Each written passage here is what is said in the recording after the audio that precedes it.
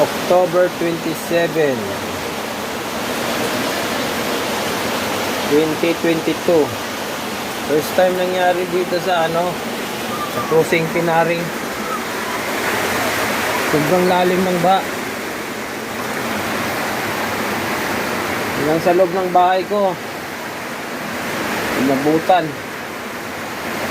Mataas na itong bahay ko kaso inabutan pa rin. First time in history. Sobrang lalim ng tubig.